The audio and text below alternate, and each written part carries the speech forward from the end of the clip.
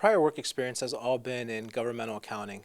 I've had 13 years in governmental accounting. My first 7 years I spent at the State of Ohio Auditor's Office, where I worked with cities, counties, and school districts to put together their financial reports, year-end information to be prepared for audit.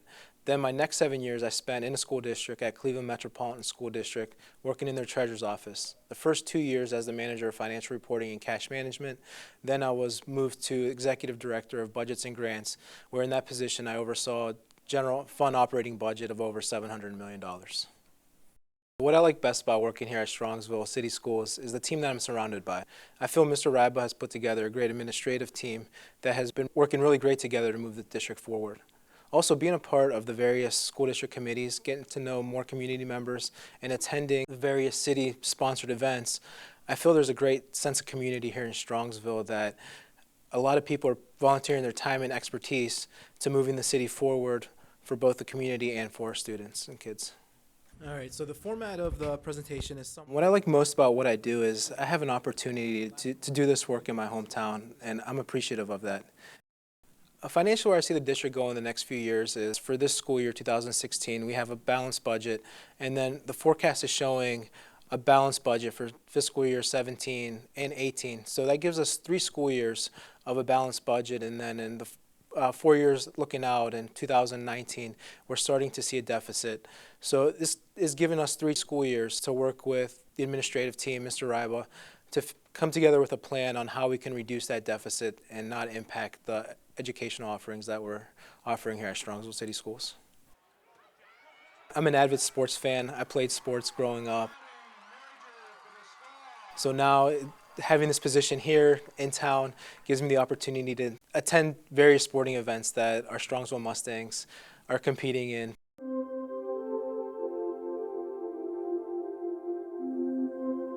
It's been rewarding that I can play a bigger role in the community and get to know community members, citizens, and have a closer connection to the community and to the school district, and playing a role of helping the success and moving the school district forward.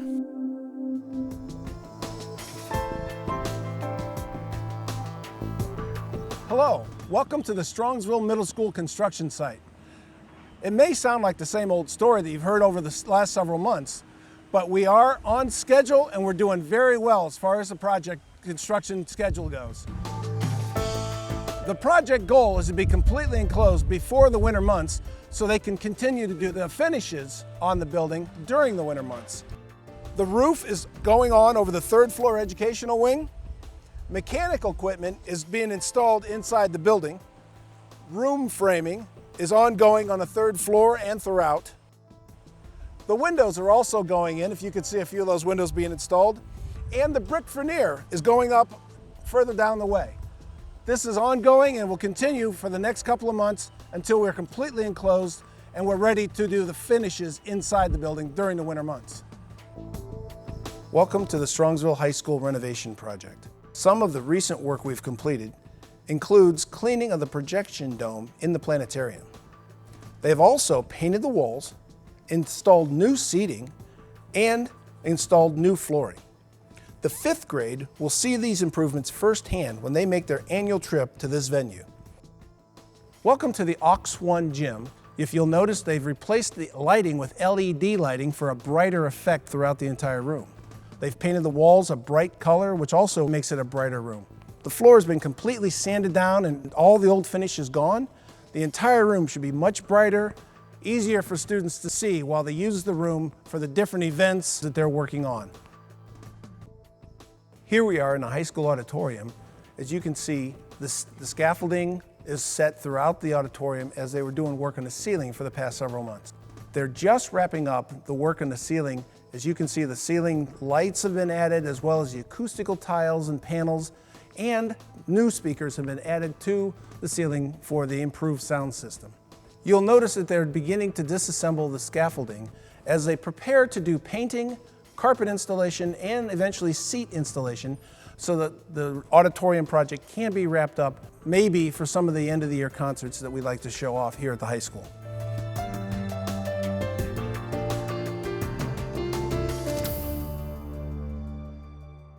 I've always been interested in instructional technology, and as a high school English teacher, I used to use a smartboard over 10 years ago. I created a web page with Publisher. I was having my students interact with other classes via Moodle, and then I became an administrator and was still using technology, and was fortunate to become the Supervisor of Instructional Technology for Strongsville City Schools about 2 years ago. And so I've expanded that role.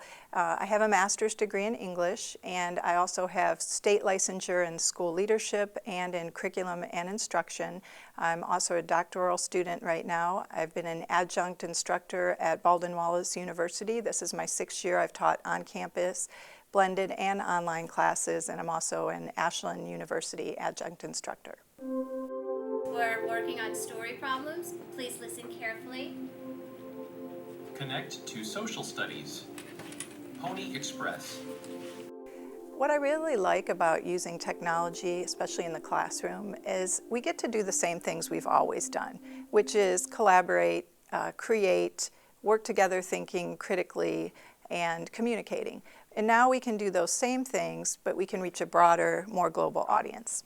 The important thing is that what we do has a purpose, and we use our technology tools in service to that purpose. So even if we didn't have the tools, we would still be doing those things. We have been doing those things for years and years. But the technology tools that we have now enable us to change our audience.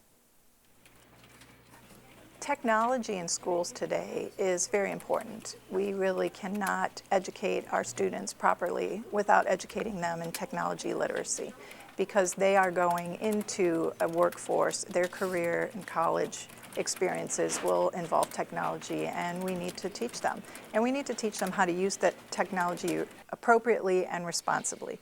So in our district right now, we are using a program to help with tech literacy, and every week for a half hour, our KA students are engaged with using technology, and they are learning everything from digital citizenship to keyboarding to how to use a spreadsheet to hyperlinks and anything they might possibly need.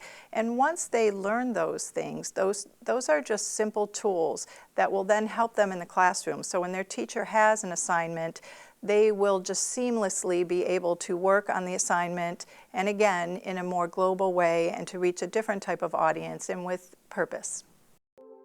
I am very proud to work for Strongsville City Schools, and I consider it an honor and a privilege to be here. And I know that people say it all the time, but we really do have great students. They're respectful, they're polite, they're eager to learn. And throughout the district, I see it again and again, and I'm honored that I get to go into so many buildings and work with students and teachers, and we have great students and we have great staff members.